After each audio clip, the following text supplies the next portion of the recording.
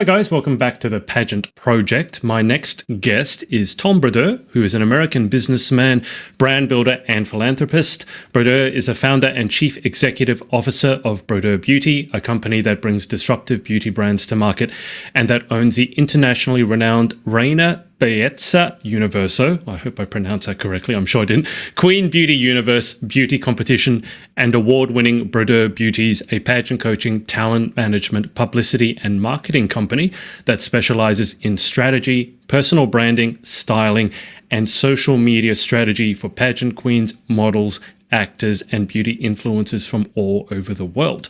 Brodeur is a founding shareholder of the Queen Beauty Network, QBN, a streaming TV network dedicated to beauty, fashion, and pageant content. Finally, Thom is also the founder and CEO of Pageant Fans, the pageant industry's first ever creator and fan app through which Brodeur is taking aim at meeting the needs of over 700 million pageant fans and nearly 10 million beauty pageant contestants and queens who compete in hundreds of thousands of pageants around the world every year.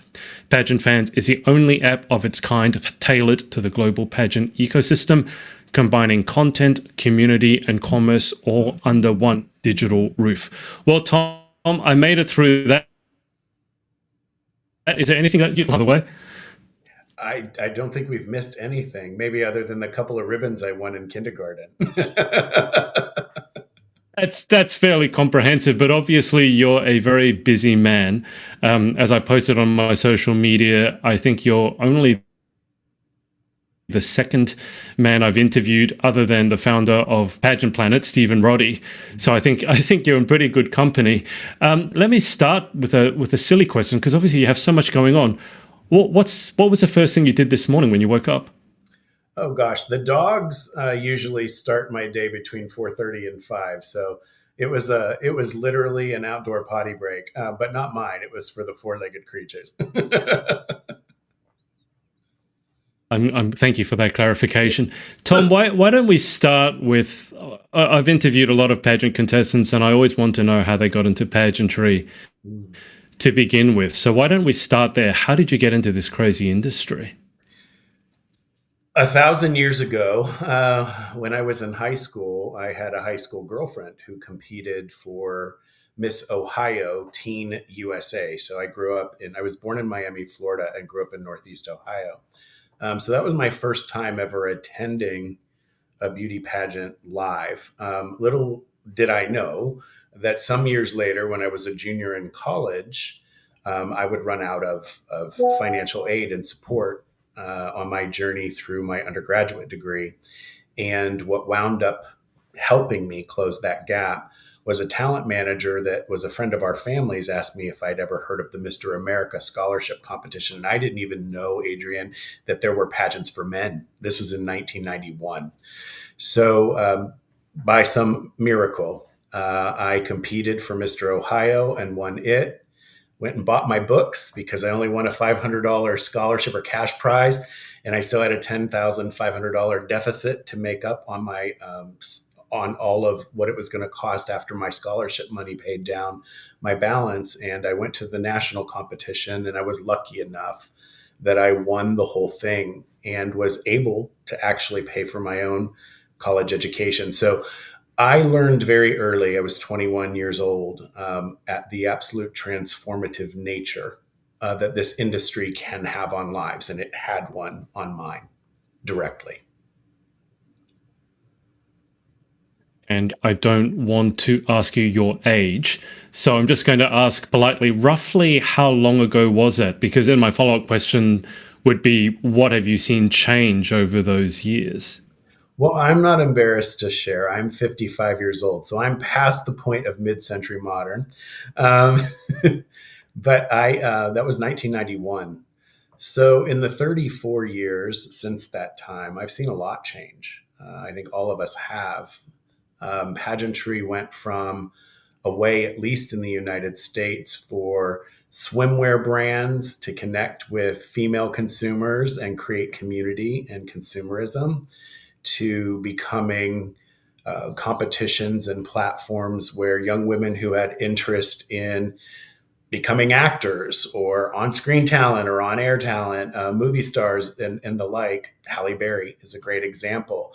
Going back to my college or my high school girlfriend, the year she competed for Miss Ohio Teen USA, Halle Berry won Miss Ohio USA and went on to become first runner-up at Miss USA that year. And then later, of course, we all know the first Black woman to win an Academy Award.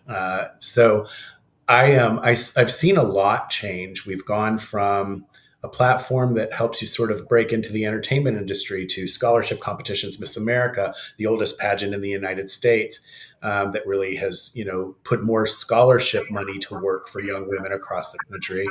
And then other sort of things that we've seen happen over time is women's empowerment as a platform. There's a pageant for just about everything nowadays. And it wasn't that way. There were two or three that people paid attention to. Internationally, Miss Universe and Miss World were the two big ones. Miss International and Miss Earth came after that. In the United States, Miss USA or Miss America were sort of the crowns to chase back in the day and the opportunities to pursue. And you were either an academic that was looking for scholarship support to get through your undergraduate or graduate school pursuits, or you were someone who was interested in going into the entertainment arts or some other type of professional career, broadcast journalism, et cetera. And so you competed for Miss USA. Let me just go back to, I didn't know that you had a pageant career of your own. I didn't know, I hadn't heard about the Mr. America organization. How did you go from competing yourself and winning on your first time through, by the way, which congratulations, that's not an easy thing to do. But how did you go from that point to where it helped pay off at least a significant part of your education to where you are today? Because that's not a minor leap. Obviously, you've done a lot in the pageant industry. So can you just walk us through the steps that it took to going from, I think when you said you were 21, you won the Mr. America, you got that scholarship, to where you are today? Well, it was that scholarship that allowed me to complete school. I was in my junior going to senior year of college. I was one of those young men that got caught up in the Reagan administration, the second Reagan administration's confirmation of affirmative action. And affirmative action was a phenomenal policy that helped open up student aid for women, for people of color, for people of indigenous or native heritage, and even for foreign students from abroad studying in the United States. But if you were a poor white man, it completely locked you out of certain educational support opportunities. And I was exactly that. I was raised by a single mom who was a sergeant in the Air Force initially, and then went on to do entrepreneurial things in her own life. And we just didn't have a lot of resources. And I didn't come from a family of resources. So we had to find ways to be resourceful. But what I will say, Adrian, was the biggest blessing, of course, being an only child, either side of my family, the only one who had gone to college or even thought about going. And the push as the only child, and of course as the boy, was you will get through school and you'll do better than your parents. That's a story, old as time.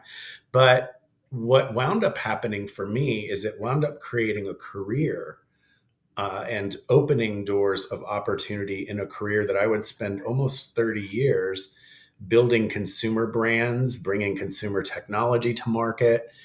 And it was really a life altering scenario. So I remember when I won Mr. Mill America back then, I remember a promise that I made to myself and to the divine, which was, this is going to change my life, and whatever I can do in this industry and in this space to help others who choose this industry as a path for themselves to change their lives, I will do that. That will be my give back. And so for the better part of 30 years, while I had a career that went completely a different direction, I ran pageants, I judged pageants, I coached beauty queens, I did all the things. I tried to pour back in anything that was a pay it forward, whatever the role might be, whatever the hat might be at the time. Can you run me through what your mother made of your decision to enter? I mean, first off, what did you study in college? Because I often say I didn't study pageant like interviewing or pageantry in university. For me, it was like computer science and engineering. So I'm about as far removed from the beauty pageant industry as possible. But what did you study in college, and what did your mum think of the career path that you decided to go down? Because as you said, you're the oldest, so she wants you to have a successful career, do better than the parents.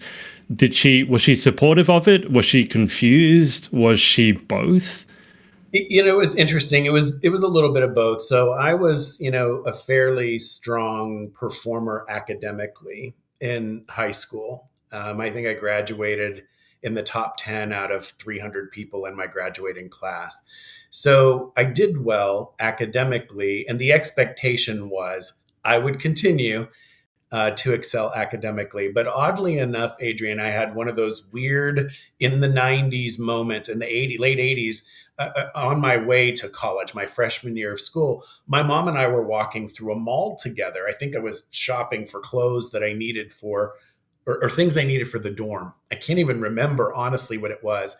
And a modeling scout from the elite modeling agency literally tapped me on the shoulder while I was walking with my mom through the mall and asked if I had ever considered doing any modeling. And of course, the answer was no. And this was even before the pageant scenario had come up in my life. So it was a double no when that wound up happening. But I wound up within 5 days of being scouted by this agent, walking in a fashion show for what was then called 17 magazine. This is how dated we are now.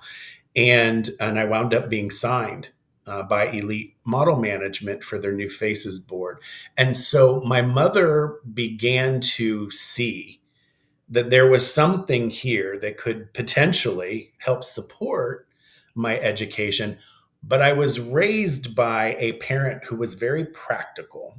So my mother was very much about your looks don't last your lifetime. So make sure that you're making good investments in two things: who you are as a human being, the kindness that you lead with, the goodness that you show up with, and then make sure that if you have the option and the opportunity, get an education, do better. And so those were always the emphasis points in my family growing up. It just happened to be that I had a couple of unique opportunities that sort of intersected, sort of your outside plus your inside. But to your point, I went to college and studied political science, economics, and statistics because I thought, Adrian, I was going to go to law school and become an attorney. That was the dream. And it turns out when I graduated from college, I went to work in marketing, which I couldn't spell. I had no idea how to do it. It's not what I studied. I didn't even know what it really was. And I sort of got thrown into the shallow end of the pool at a little technology company that we would later rebrand and I would launch as the head of marketing, called GoDaddy, that a lot of people around the world know about today. And so it was just one of those things where what I thought I was going to be when I grew up and what I became as I grew up were entirely different things. That's so funny that you mention at the end GoDaddy, because that's what I host my website on, and I'm very familiar with GoDaddy and actually the customer service on GoDaddy. I will say it's never let me down. It's very supportive, and actually have an Australian like helpline, which I'm forever thankful for, because I don't need to speak to someone overseas when I can't understand what they're talking about. But if I'm understanding you correctly, so this all began with a tap on your shoulder. So literally, if you hadn't been at the mall on that day, if you hadn't taken that exact path through the mall, none of this would have happened. None of it. None of it. So it is that old thing, like when you think of movies like sliding doors. Like if I'd gone through that door at a different time, would a different outcome have happened? If I'd never stepped foot into that building that day, would a different outcome happen? If I hadn't run out of money, Adrian, completely, no student aid, no more loans to take, we'd already maxed out student loans, all the things, and some woman that I knew from the modeling industry that I had just barely scratched the surface of 2 years before had said, "Have you ever heard of this?" And I hadn't gone and taken the chance of competing in a guy competition in a beauty pageant for dudes. And I had no idea that they even existed. Had none of those things happened, this conversation likely never would have happened. It sound I know you're not saying this, Tom, but it almost sounds like the secret. You're saying the secret to having a career in pageantry is to run out of money. That's how it all began for you, was running out of money.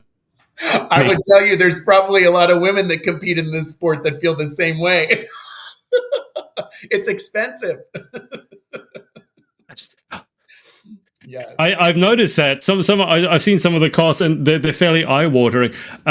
But tell me, so GoDaddy, for those people who don't know, GoDaddy, if you're ever buying a website, hosting a domain, anything like that, it's probably one of the biggest and most well-known companies in the world. And you working at that, I have to imagine, I don't know how much business orientation or business knowledge you had before then, but working at a company like that, you have to learn so much, because back in those days, it was still kind of the early days of the internet. So all these companies that would later become household names, no one had heard of at that stage. But how much did you learn working at a company like GoDaddy? And then how have you applied that to all these businesses that you've created? I've got to imagine there's a fairly strong link.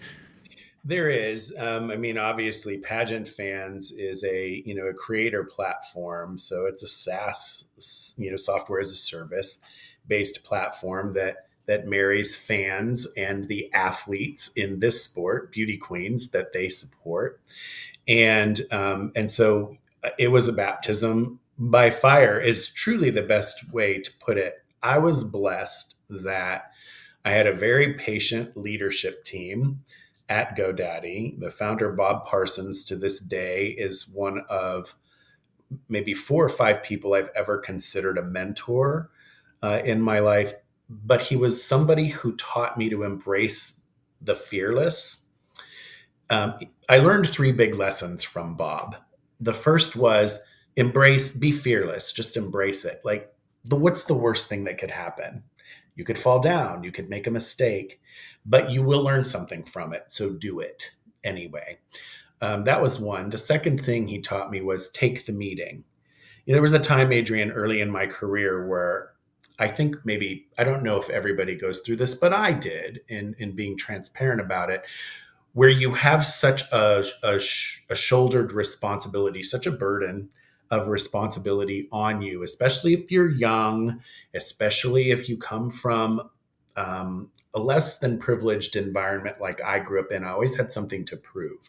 I had to make sure I did it better. I had to do it faster. I had to do it more correctly the first time, because that's the way I was raised. There weren't a lot of options. There were no kids behind me. I wasn't a rough draft so that brother number 2 or sister number 3 could come up and sort of pick up the slack later. It was, the demands were always high. And so I learned early to place high demands on myself. And at one point, I got too important and too busy to take meetings. And one of the things that Bob said to me was, take every meeting. Even if all you do, Tom, is stay present for the first 5 to 10 minutes and assess whether or not you belong there. Because you could miss something critical in just a few short moments that are really vital to you. And the third thing that he taught me was trust myself. If you feel it enough in the pit of your stomach, there's a reason for that. And you need to continue to proceed and to pursue whatever that is. And so those 3 things were truly, I later would go on to earn MBA certificates from the renowned Thunderbird School. And I will tell you, there was nothing, Adrian, in undergrad or graduate school that ever taught me those skills the way I had to learn them and apply them in that environment early on. Those are amazing life lessons, Tom, and it's obviously it's had an impact on you. Otherwise, you wouldn't remember them so clearly all these years later. Yeah. But can you trace for us? So you're working at GoDaddy. You have this amazing mentor. How did the pageant how did the business pageant side of things start for you? It sounds like you had a fairly entrepreneurial angle to your personality, which I often remark in pageantry. There's a lot of crossover from my experience between pageantry and people who are very entrepreneurial. You look at so many contestants who publish their own book, have their own nonprofit, or want to start their own business. And I don't think that's an accident. I think it's a very, it's a self-directed, I want to create something. I want to exercise this part of myself. But how did you go from working at GoDaddy, where I have to imagine you could have written your own meal ticket working at a company like that, to going, you mentioned giving back to the industry. Was that what got you started in the business side of pageantry, or was it another happy accident like when you got tapped on the shoulder by that modeling agent at the shopping mall? It was a thing I got to do back then, like sometimes people do today. I got to sort of hobby on the pageant side while I worked my day job. So I got to do things in evenings, weekends, a couple times a year where I could, hive off some time out of my PTO or my vacation to go participate. And one of the things I did early, the duo that taught me how to coach pageant queens or beauty queens was a duo out of Texas called Guy Rex. It was Rex Holt and Richard Guy. And they were famously, at the time, the state license holders for Miss Texas USA and Miss California USA. And they are more famously known for having 5 consecutive Miss Texases win Miss USA in a row. And so I learned from them how to give back, how to coach, how to develop, how to train, because that was their core business. And then, of course, they had a production company and then a design company and all of that. And I remembered thinking at one point, I wanted to toss my hat in the ring and try to run a pageant. I wanted to learn, what does that part actually look like? How do you recruit contestants? How do you select a venue? How do you choose a hotel partner? How do you plan a budget? How do you plan a food and beverage component of a weekend? Like all the things that I'd heard about, but I'd never done. So I was lucky enough in the late or the mid 90s to have Guy Rex at the time, after they left the Miss USA organization. They became the country license holders for Miss World America and Miss World Mexico. And in those 2 countries, there are states. And so I was given the opportunity, responsibility to run 3 states in the United States and 2 states in Mexico for both of those countries. And another baptism by fire. I got to learn a lot of things. There were some very expensive lessons in the early days, Adrian, that had I known then what I know now, I probably might not have been as fearless. I might have done them differently. I might have been a lot smarter and a bit wiser with my pocketbook at the time. But that is where I first really dipped my toe into the business of the business. And it is also at that time where I met one of my very best friends in the world, now God rest her soul, Chelsea Smith, who would go on in 1995 to win Miss Texas USA, Miss USA, and Miss Universe, and be the first tricultural woman from the United States to ever win all 3 of those titles. And so I got to help her get ready for her second run at Miss Texas, and then help prepare her for Miss USA, and then help prepare her for Miss Universe. And it was one of the great, again, aha, lucky moments, because now I had teachers teaching me the business, and a winner now that I had some touch point to and some responsibility for helping support. And I think it's then, Adrian, that I realized this is actually more of a calling on my life than it is a hobby. And at some point, this is where I will do what I do for the rest of my life. But it wasn't time yet. And timing is something I've learned a great deal about. Alignment and timing are really important parts of our lives and our journeys, generally speaking, personally, professionally, spiritually, physically, all the things. And it wasn't time for me to do it for a living yet. Still had a lot to learn. I still had a lot of growing to do as just a human being. But that was probably one of the moments where the match got struck and the flame sort of was like, oh, there's a business thing here to learn. This isn't just about going to a hotel ballroom on a weekend and watching people dress up and having a bunch of people say, yes, we like her, or no, we don't. Well, I've often thought about what you talk about a calling rather than, let's say, a career that you plan out. And obviously, there have been some happy coincidences in your life.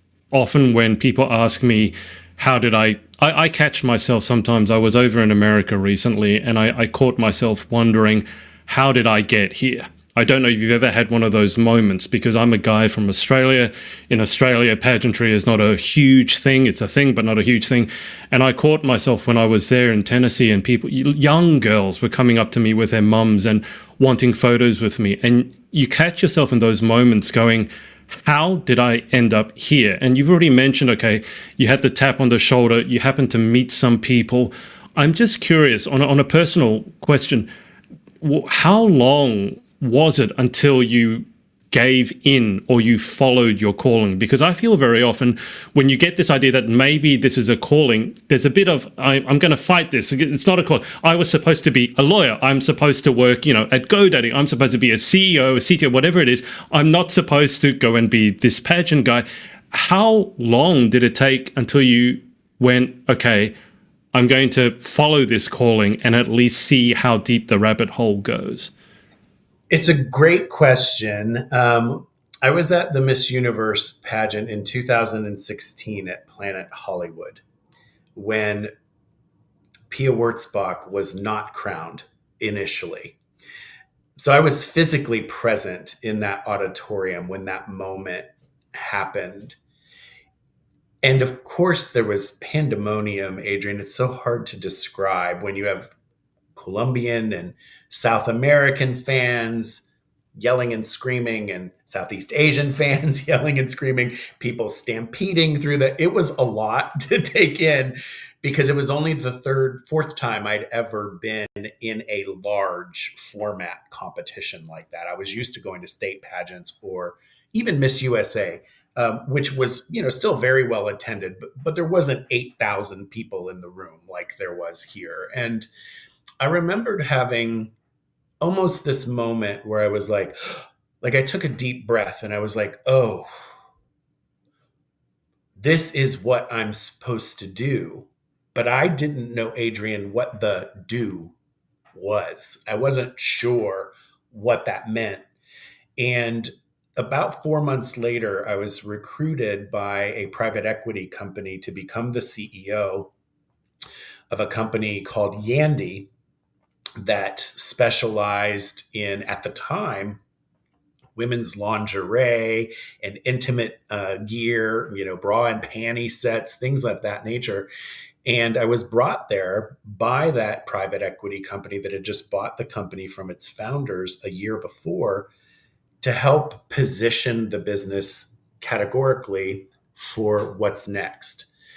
And one of the opportunities I saw immediately was Victoria's Secret was shutting down its $500 million swim business. And I recognized that swim was kind of a hobby at Yandy. So I went aggressively into a development effort with our heads of merchandising and marketing to begin to build and launch a swimwear business, a significant one. And that year, in 2017, right on the heels of attending my second ever Miss Universe pageant, but the first one that Endeavor had owned Miss Universe because Donald Trump and NBC had just sold it right before. I became the CEO of Yandy. We launched our swim line, and the first phone call I made was to the Miss Universe organization and said, hey, do y'all need a swim partner for this year and an activewear partner for your teens? And the response was overwhelmingly, well, of course, we'd love to talk with you about how much money that might cost you. Right. And so in earnest began the conversations to become a sponsor partner for Miss USA and Miss Teen USA that year. And what I realized while I was working with our team at Yandy was I was exactly in the lane I was supposed to be. And that at that moment, a major shift happened for me that I don't know when this will be, and I don't know in what shape it will take place, but this is the business I'm supposed to be in. And I left Yandy a year and a half later. And I didn't go to work for Miss Universe or Miss USA or anything like that. But I continued to do what I thought was the right work to do. I continued learning more fundamentals of the business from the inside out. I bought a little beauty pageant in 2019 from a Spanish production company that created it and had fallen on some troubled times. And I started with the US franchise, and then I later bought the whole thing. And we hosted Queen Beauty Universe, La Reina Belleza Universo, for the first time. The international competition was hosted in the United States in 2019 in Miami, Florida, which was my birthplace. So it was a little bit of a coming home kind of scenario in two ways. Physically, geographically, I came home, and I think emotionally, I came back to this is what I'm supposed to do. And there was only one more little blip where I resisted again, Adrian, like we do. And I was like, I was recruited to help build a CBD company. Uh, and I got paid a lot of money to do it. And I hated my life the entire 4 years I was there. It was exhausting. Um, the adult daycare that was leading that team was maniacal compared to anything that I'd experienced before. And all along, I still knew somehow I was supposed to learn things during that part of the journey. And when it came time to exit that CBD company, I made the commitment full time to lean into Brodeur Beauties and really build something there. And from it, Pageant fans became the technology extension of the disruption that I believe is so important for the business model for this industry going forward. It will not live around the world the way that it does today if the model doesn't change. And I think everybody who's ever had their hands on the wheel of a major pageant organization recognizes that. But I think I'm uniquely positioned because the 30-year journey in consumer technology and e-commerce that I lived and breathed day in and day out, now to take what I learned there and apply it finally to my passion for the transformative nature of this industry. And I'm really grateful for that. It's a huge, huge blessing. But it took me until my late 40s to stop resisting. I'm glad to hear that, because I'll be hitting that metric sometime soon. So glad that I didn't have to have it figured out by the age of 18 or something like that. I want to reflect on what you said about having your hand on the wheel and the crossover between business and pageantry. It was said to me, and I'll remember this quote to the day I die, that an entrepreneur is someone who's made enough money to pay for their mistakes. And you already said that as a director, you made some rather expensive mistakes, but that's like the price of education. I feel very often in this day and age, pageantry has sort of lost track of what it wants to be. I think it was clearer back in the 80s or the 90s.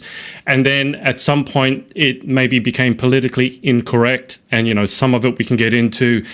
Obviously, people, I think in the 90s, it was very, very skinny. It was size 00. It was the whole cocaine chic. And I think since then, pageantry has struggled to really define what it is, like what's its purpose. So it started, as you said, with the swimwear. I mean, back in the day, it was about, promoting tourism. And now you have so many different pageants, and they all have their own way of doing things. And I think if there's a beginner coming into this, or you have a client coming to you and they ask, well, which system should I go into? And it's like, well, if you go into a Miss America versus a Miss USA versus something else, it's all so different. So what do you see happening, let's say, over this next 10 years in the pageant industry? What are some of the business lessons that it's going to have to learn in order to continue thriving and not go backwards?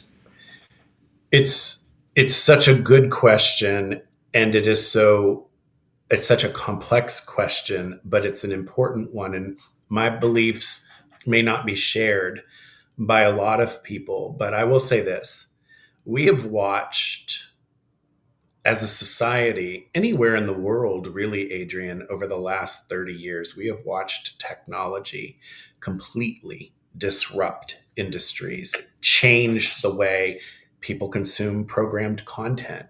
I can't remember the last time I watched a television show on cable or broadcast network television. I literally can't, but I can tell you every month when I'm like, I forgot to cancel that. I have so many subscriptions to so many streaming platforms and other content consumption platforms. And somehow I'm almost okay overpaying for them in the aggregate more than I paid for my cable subscription, more than I paid for access to broadcast and cable network programming. So disruption came into our lives. We started to cut cords. We started to watch content on different device sizes and shapes, from mobile phones to laptops to iPads to what have you, instead of just in front of a television set in the living room at 7 o'clock on a Friday evening. We've watched industries like transportation and logistics be completely uprooted by technology, retail completely uprooted by technology, home delivery services. Now you don't even have to get in your car and go to a restaurant. The restaurant can come to your house through Uber Eats or DoorDash or what have you. And what I think is so important, and what I think you will see happens over the next decade, is technology finally has to disrupt this little cottage $32 billion a year global industry. Is what the pageant industry is. That is how much commercial exchange there is economically. So it's tiny compared to businesses like what Amazon occupies or what Uber occupies or what have you. But it is still a really important part of pop culture, even as it diminishes or it ebbs and flows in certain markets around the world. Fun fact: fastest growing programmed content markets in the world for pageantry is the Middle East and Africa. The second largest physical population in the world lives in the Middle East and Africa. So when people in the United States say pageantry is dead, I'm like, maybe to you on Main Street in Tuscaloosa, Alabama, but not to about 5 to 650 million people around the world. And they're not all in the Philippines, by the way. They're in a lot of different places. And so what I think has to happen is technology has to disrupt this industry in a way where it brings it current. And I don't mean this in any disrespectful way. Voting online and doing people's choice on your mobile phone is not technology disruption. It's just a way for you to participate in this game, in this sport, like you would if you were betting on a horse race, if you were in Vegas shooting craps, if you were watching a ball game or something else and betting a wager.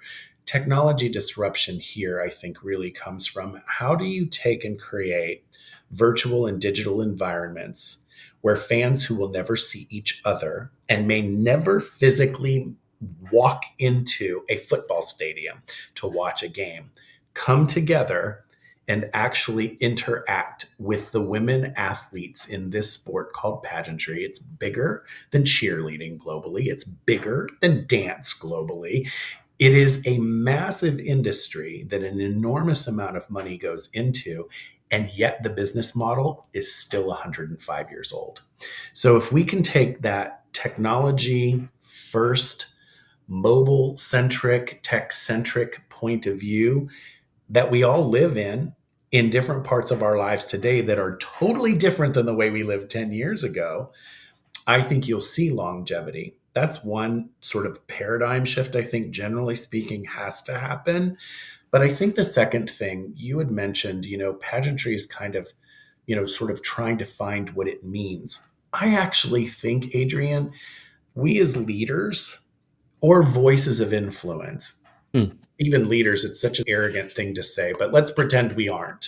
Let's just pretend people will listen to a couple of things we say in the course of any conversation that we have about this. I feel like it's incumbent upon us to remember our customer. And I think a lot of what has happened in this industry is it's become about the people who run the show, not the people who star in the show. It's become about the people who are coordinating the show and not about the people who are investing their time and their treasure in participating in the show. And when you lose sight, if Starbucks lost sight of the fact that it makes coffee for caffeine addicted people all around the world, Starbucks would cease to exist. If pageantry cannot find its way back home, and by home I mean to the contestants who vote with their wallets, their time, their treasure, their energy, their training, the coaching, the development that goes into preparing a woman. Did you know, Adrian, the average beauty queen will spend $127,000 in 8 years pursuing her dream?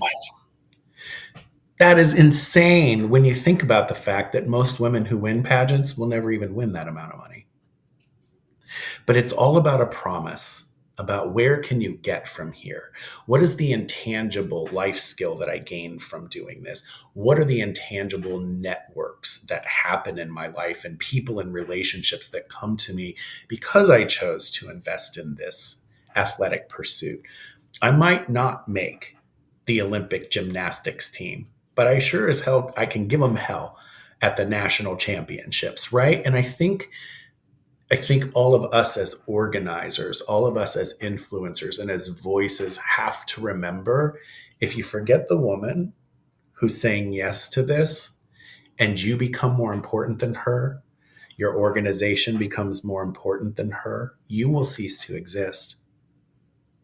And I really do believe that.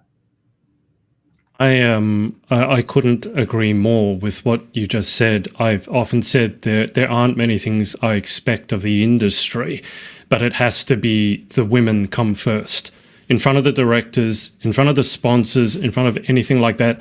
And it's, and the age-old adage in business, like the customer is always correct. Now, whether you believe that or not, if we don't put the women first, this is why it aggravates me so much when a director takes over a system and they start talking about themselves and they have to be in every photo. And it's like, if I was going to direct, and I don't know if you'd agree with this, but if I was going to direct, and I've given some thought to it, I want to be as invisible as possible, not to the women competing. I want to be there for them. But I don't want to be, and I don't want to be putting my face on billboards or being in every photo. It's like, oh, you got to tag me. I just find that extremely distasteful. But I want to go back to what you said also about the disrupting, because I got excited about this sort of vision I think you hinted at. But what I will say is I feel like in both cases, whether it's we need to embrace the disruption. And I work with technology and AI a lot, and I get excited by the possibilities rather than getting afraid of it. I embrace it because I like what it can do. But I feel in both cases, whether you're talking about disruption or whether you're talking about people who want to make everything about themselves, the issue is the people in charge who are either, let's say, quite egocentric or narcissistic, or they're embedded in the way that things used to be, even if it's 10 years ago. So much has changed in 10 years. It's crazy. Like you go back 20 years, we barely had the internet, barely had websites, barely had social media. And now look where we're at. Can I just ask you, when you work with other leaders in the industry, what are some of the messages that you're putting across? What's really important for someone who's coming into the industry as someone who wants to direct? Maybe they're a former contestant and they want to take over a system. What are some of the qualities that you think that this new generation of pageant leader needs to have? I love this question. I do want to comment on something because I do want to make certain too that the men and women in this business who do sort of stand up and or are visible in the industry, I don't think that's a bad thing necessarily. I think when you fall in love with the sound of your own voice and with the image that you see in your own mirror, you are likely the kind of leader who is going to make more mistakes and do more harm than good. But I will say there are people in this industry whose presence brings comfort, whose presence brings some stability, whose presence brings okay, we know it's going to be okay if Bob is in charge, if Joni is running the show, if Sally is has her hands at 10 and 2, because you also know there's a humility about those people, and they're not in it for the wrong reasons. But like, one of the things that I've often said, that I think young people or new people, even if they're not chronologically young, coming into this industry, you have to know there is a business to run. You are not buying a television show to produce.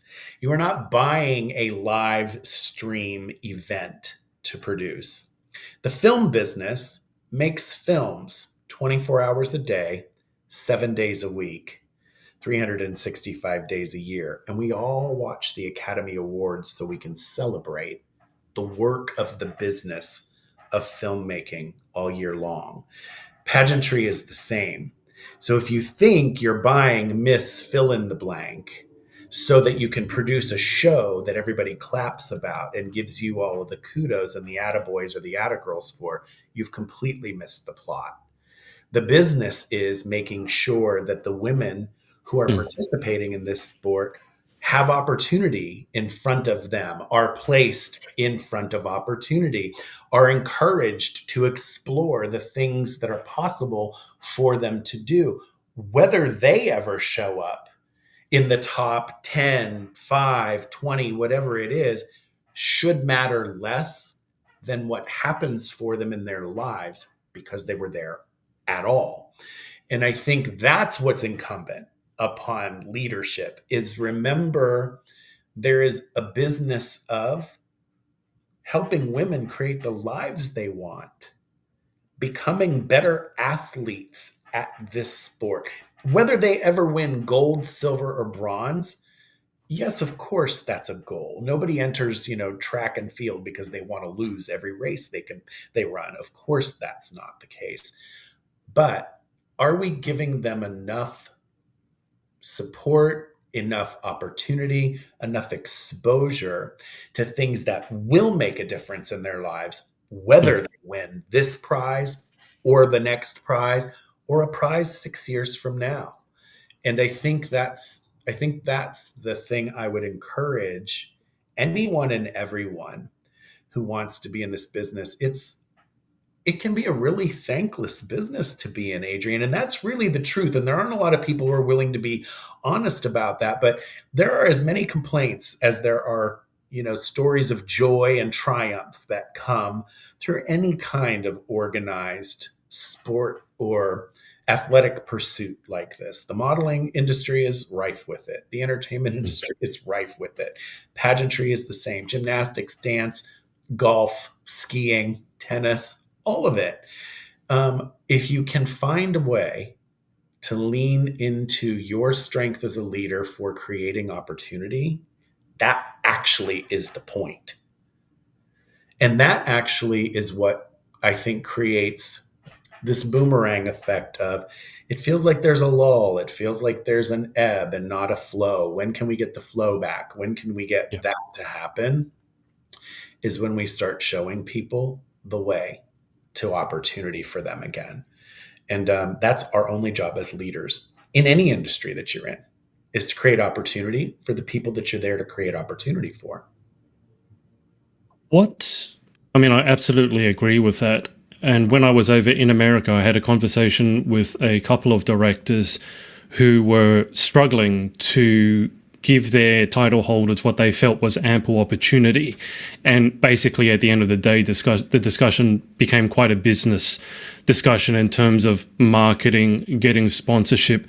But more than that, it was also enrolling people in your vision as a director. What is it that you're trying to create? Not just, give us money. It's like, why? Like, what's in it for me? What's your vision for these women who are competing? So from your business background, can I just ask, if there's a director who's watching this and they're struggling, they say, oh yeah, Tom, it's easy for you. You work for GoDaddy, you can be given lots of money, and so you can just throw money at whatever problem. But you don't understand. I come from, this small town in Midwest nowhere, and I have no money and no one cares about pageantry here. So, screw you, sort of thing.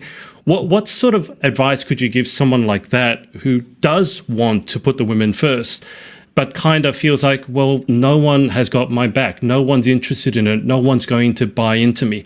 What advice can we, or encouragement can we give to those people?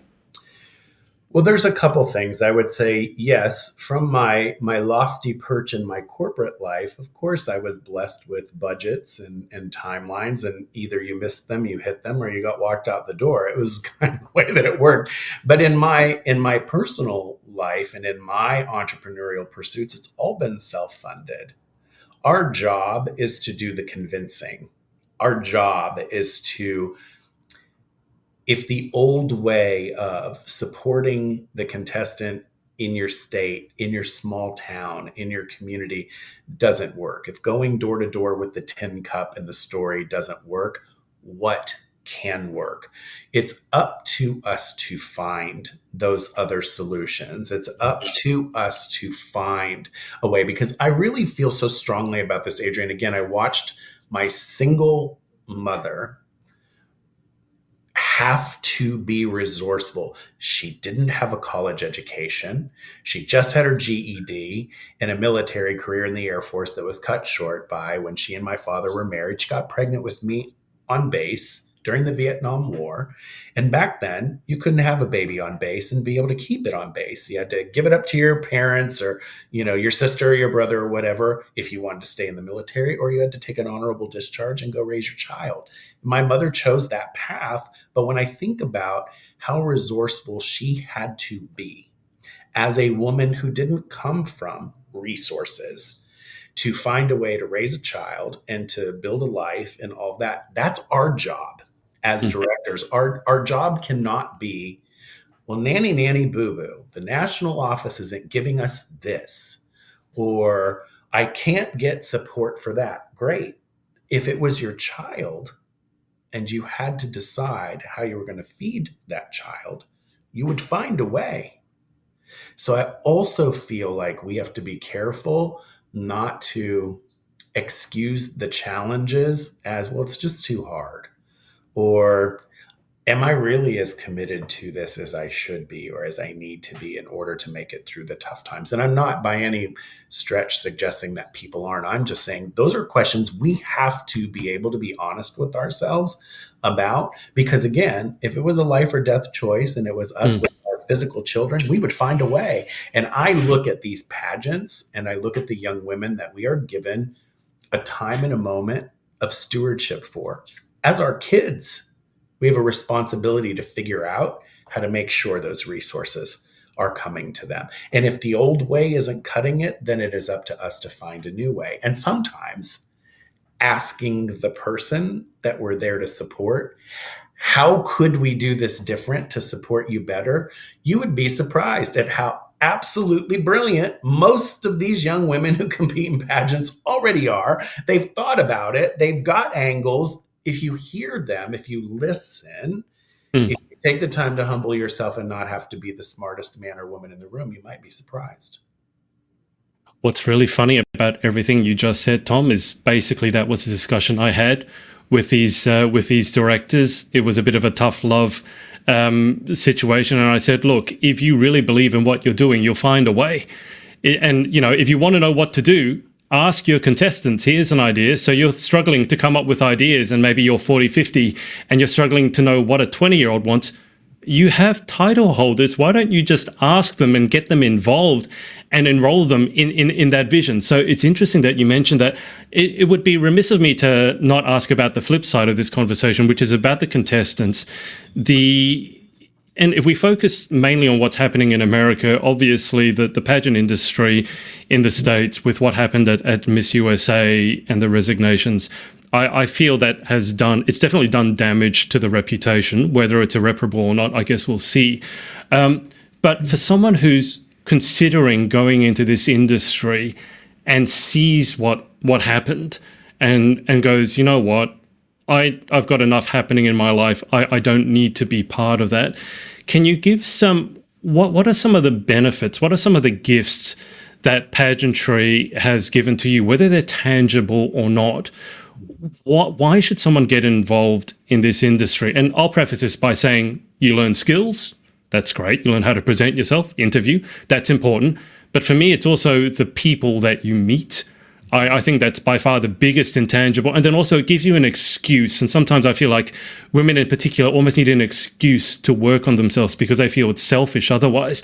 And it gives them a chance to work on themselves, work on their dreams, work on their aspirations. And they don't have to feel guilty about it. But for you, what are the biggest benefits to competing in this sport? It's so funny because we so loosely use the term self-care nowadays, right? Like I'm taking a mental health day, I'm taking a self-care moment, I'm at the spa, I'm getting my nails done, whatever. And probably 75% of my coaching clients, Adrian, consider pageantry self-care for them. To your point, it is an investment in self. And I think one of the things I encourage, no matter what troubling circumstances there might be, pageant system A having trouble, pageant system B having trouble. I think generally speaking, cars have trouble, but we don't stop driving. Hmm. Right? The US gymnastics team had a really, really terrible doctor doing terrible, terrible things to young women, but little girls all around this country still want to be Simone Biles. They still want to do and pursue that dream. And so our job is to clear the debris where we can and refocus them on this is an ultimate you betting on you, you picking you, you choosing you. And if that is the only thing I am ever able to impart to the women that I work with, to me, that is riches in gold that is not possible to monetize. But let's talk about monetization for a moment. There are 63% of all women who compete in pageants are self-described entrepreneurs or small business owners. Either, Adrian, their product is them, they're a brand ambassador, they're a want to be influencer, they're trying to launch a line, launch a product, launch a service, whatever it is, almost 6.5 out of 10 women who compete in this sport are people who need the same kinds of resources as everybody else who's a small business or an entrepreneur. And 94% of our gross domestic product in the United States is generated by small businesses, not by Google, not by Meta, not by Intel, not by any of those companies, not by Tesla, by any stretch. It's all that lassoing of the power of that 94% of the GDP that is driven by small business owners. And in this industry, I think if we find a way to really tap into the entrepreneurial, small business minded spirit and resourcefulness of these women, and we make this self-care bet on you industry, that absolutely empowerment comes in all shapes and sizes. First of all, you should never apologize for being beautiful. I used to have this conversation. I had it with Paula Shugart years ago when I remember they were going through the re-taglining of Miss Universe, and it was confidently beautiful, and now it's beautifully confident. It's some reverse of the two. And I remembered saying to her, I was like, you know what? I would never ask a woman that I work with to dumb herself down so she sounded less intelligent in a room full of people who might not be as educated as her. I'm never going to ask a beautiful woman to dial it down because it's not her fault. She's beautiful anyways. Blame her parents or blame God, right? Like she didn't choose to look the way she looked. She was born that way. So why would we tell her, if we want to celebrate your intelligence, if we want to celebrate your mastery of a skill of some kind, why would we ever have you apologize for something that also is God-given and is inherent to your DNA? We should never do that. So when I think about women's empowerment, generally speaking, I think all pageantry is that. I think all athletic pursuits are that. All academic pursuits are that for women. It's all empowering.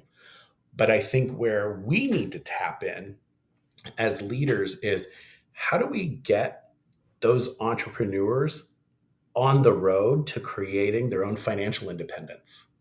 How do we take a sport they invest 7 to 8 years and $100 and some odd $1,000 into and put something back in them that helps them create the first $1 million in their lives. The first, whatever that hurdle looks like for them, where financial success looks like this, self-care success looks like this, independence looks like this. I think when we can really tap into that, this industry will deserve to live another 100 years. Yeah, I strongly echo what, and maybe it's the business background in myself as well, because I've worked for myself.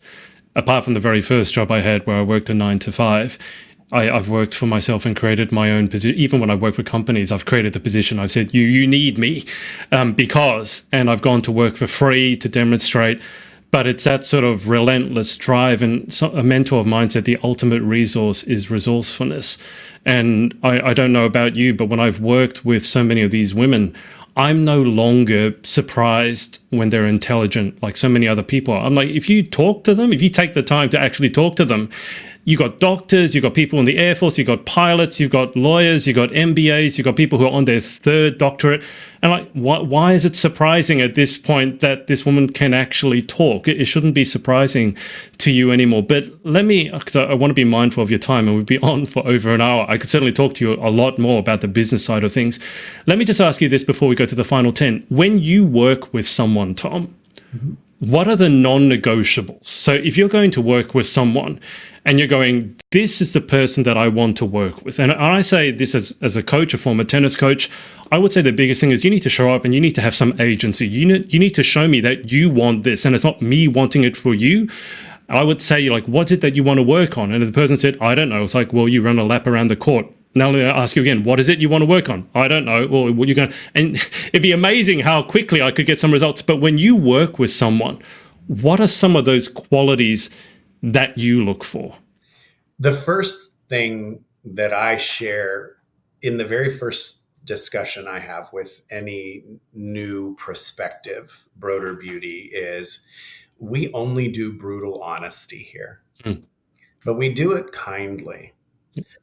I will only ever tell you the truth about what I see and what I'm observing. And that comes from a place of love.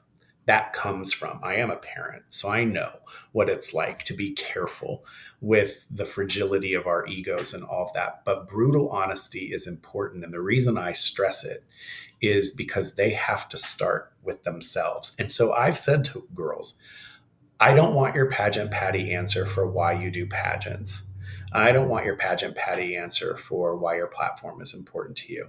If you tell me, I want to be famous, Thom, that's it. That's why I'm doing this. I want to know that. Yeah. Because I can work with that. Yeah. I can know what path to take you down to create opportunity for you there.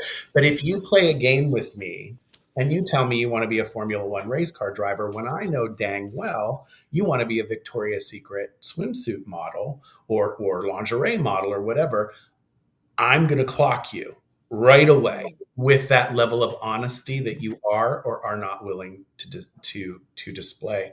The second thing I ask for is that they give themselves grace. You are going to make 101 mistakes before the 102nd moment where somebody's like, oh, I get it. And that's okay. 101 times to do it wrong is okay as long as you get to 102.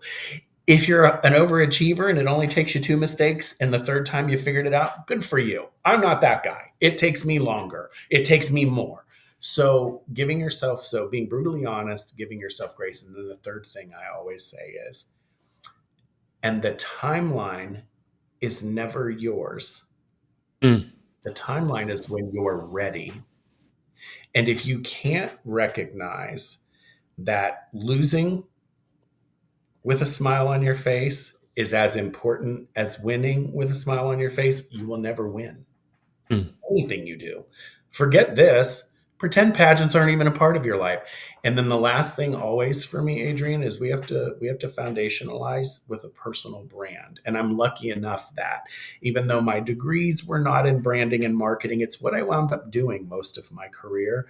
So I've been uniquely blessed to have a transferable skill from all of that corporate life and all of that entrepreneurism to help young women find who are they at their base case. Because what you do for your pageant passion, your platform, your philanthropy is just stuff that sits on top of that. Mm. You don't know who she is down here. None of this will last anyways.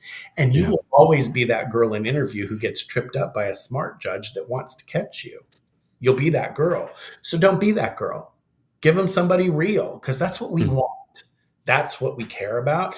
And by the way, nowadays, beauty queens are no longer just this ethereal, she floats through the room, untouchable. The whole point of being a beauty queen is to be the queen of the people. It's to Yeah. connect with people. It's to be relatable. It's to make sure that that little 5-year-old girl and that 55-year-old woman all Mm. see themselves somewhere in the spectrum of their experience with you. It's not meant to keep you separate anymore. Yeah. And I think that's important. I love what you said about the honesty part in particular. I always say when I'm working with clients, I can work with anything, but like you just have to tell me what it is you want, and I'm not going to sit here and judge it. It's like, but you got to tell me if you want to be famous. That's great. Own that. If you're ambitious and you're going in this to win, great. Tell me that, and I can work with it. But if you're not going to own who you are, what you really want, and I sometimes feel it's because they're a bit scared that to show their real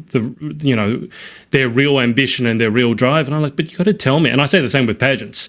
I don't care whether you're looking for someone who looks great just in a bikini, and that's great. But you got to tell the contestants entering, this is what we're about. Don't tell them one thing and then try and flip it on them and then get surprised when they're disappointed because you marketed one thing and went the other way. But Thom, just before we get to the final 10, is there anyone in your storied career, all the way back to that modeling agent who found you, is there anyone that you want to give a shout out to or say thank you to for helping you along your amazing career? Oh gosh, this list would be forever. It would take so long. But the truth of the matter is the life-changing moments came from Robin Jones from Elite. I haven't seen or talked to Robin since I was a 20-year-old guy. That's 35 years. I don't even know where she is. I don't know what she's doing anymore. But Robin, shout out. Thank you for tapping me on the shoulder at the Beechwood Mall in Cleveland, Ohio, because who knows what would have happened if not. Thank you to Lillian Lehman, who was the director for Mr. Mel America, the competition that I won. If it hadn't been for you having the vision to create what you created, a scholarship competition for men, I would have never had a door to walk through or to compete in that would help me actually complete my education. Bob Parsons, I mean, I thank the guy. I text him every couple of weeks and just say, I just want you to know I'm grateful for you because you gave a kid a shot who couldn't spell technology. I had no idea what marketing was. I literally didn't. I'm like not even trying to be self-effacing. It's the truth. And he just was like, yeah, well, you're just a person that trusts your instincts and we like that about you. So go do stuff, break things, make things. And then I would say, maybe one of the most influential mentors in my life is a woman named Ioana Morphesis. And she is one of the top, 20 economic developers in the world. And she taught me about the importance of hearing people, not just listening to them, but hearing them and hearing them with the intent of understanding where they're coming from. And I think that has been one of the best life lessons and skills I've ever learned. When we are so prepared with a response or an answer or what have you, that we miss the nuance of what's being shared. We miss the things that we don't hear because they're not spoken, is where we miss opportunity. And so I'm really grateful to her for that. And then I would say, obviously, my mother is a rock for me. She's my very best friend still to this day, and we still call her Sergeant Barb. Me and all my friends, because she's tough as nails, and she, God knew what I needed growing up the way that I did, and so He gave me the parent that He gave me, and I'm grateful for that. But I think those are the. There's so many. I mean, honestly, if I could thank every Brodeur beauty that I've ever been blessed to work with, I learn something every day from an exchange or an interaction. And I think that's priceless. Like when I hear other coaches or talent developers or talent managers complain about the people that they work with, I'm always shocked. I'm like, do you know what a privilege it is to be able to even be welcomed into someone's life in a space and in a place, in a moment, or in some series of moments, many moments over time, where the words you say can either create life or something other than that? Do you know what a privilege that is? Like, that's huge. And I think if we could all just remember that, Mm. that's part of the reason we're here in this business doing what we do, is to help create and pour life and pour good in, and not come at things from a defensive posture or let's go lawyer up because that sounded threatening or menacing. Have a conversation and see. Listen so you can hear people. Try to understand where they're coming from instead of looking for a way to brace for impact or whatever. I really do think if we led with a little more kindness, generally speaking, it probably makes me sound Pollyanna as heck, but I believe that. I mean, it's how I operate, it's how I live my life. So I believe it and I'm going to keep with it. I mean, I'm going to say that sounds like a really good recipe for our society as a whole, not just pageantry, Yeah. and the importance of learning to listen, as you said, not to have some witty response, but to actually understand where someone is coming from and have that level of empathy rather than judgment. I said this in my first book, and it was about mental health. I said, it's not about, like, if you're having a tough conversation with someone who's going through a tough time, whether it's business or whatever, it's not about, you're not there to solve it. You're there to listen. Just listen. Don't make it about you. Just listen. There's no one thing that you can say that will solve every problem that person is having. But if you can be there and just listen, you have no idea how curative that alone can be. So I think that's a very important lesson that all of us could take. But Tom, let's run you through your own pageant version of things. So this is our 10 final questions to go through. Number one, here we go. Number one, what is your favorite word? Remarkable. Number two, what is your least favorite word? No. I only laugh because everyone who says that has that 5-year-old being told they can't have the ice cream look on their face when they said that. No. Okay, I got that one. Number three, in life, what gets you excited? What turns you on? Oh, I love seeing people have their aha moment, that like a breakthrough. Like I can do this, or I'm going to do this, or achieve this, or whatever. I love when people have their own aha moments, and I love being present for those. What turns you off? People who convince themselves they can't before they try. What sound or noise do you love? The ocean, water, running water. What sound or noise do you hate? My dogs when the FedEx driver pulls up to the front door. It's a true story. You just want to take the vocal cords out sometimes and be like, what? It's the same guy every day. What is the problem? Have we not memorized? Like, what's going on right now? If you could have any one superpower, what would you pick and why? Oh, the ability to quiet the mind on demand. Mine is a brain my whole life that is in constant motion, and it takes a fair amount of undoing at the end of the day to be able to bring that to peace. I wish I could just kind of do it like that. And there are people I know who can, and I think it's just a remarkable gift. I just don't have it. What job, other than your own, would you most like to attempt? I think I've done it. I love fashion design, and so I do. Some of that's not a full-time thing for me, but it is something that really taps into my creativity, and it allows me to move out of my analytical and business brain. and really just kind of be free. So I wouldn't say I would want to attempt it. I've been able to. I've been lucky to. So I feel privileged there.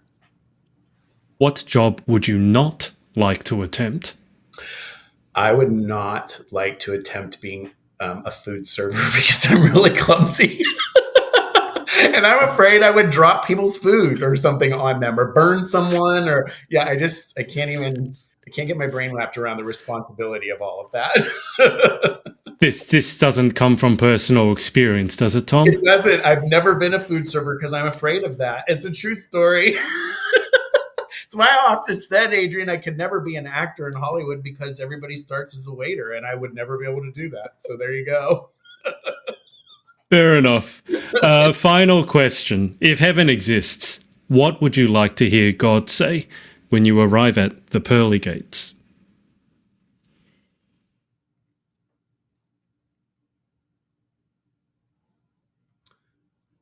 I'm proud of how you showed up in the world. That's perfect. Well, Thom, I'm hugely appreciative of your time and sharing all the insights and wisdom and experience you had. I still can't believe this all began with a shoulder tap. I almost want to go to that mall, and I think, they have the footprints in Hollywood or the handprints. I think there should be a little plaque there saying this is where Thom Brodeur's whole career began, and it should just be like some handprints or something like that. But I'm hugely appreciative of taking time out of your busy day to chat with us. Thank you so much. Thank you for having me. I'm really grateful. I appreciate it, Adrian. Thank you for what you do. I'll keep you on the line for just a sec whilst I hang out with the audience, but thanks for watching, and we will speak to you next time.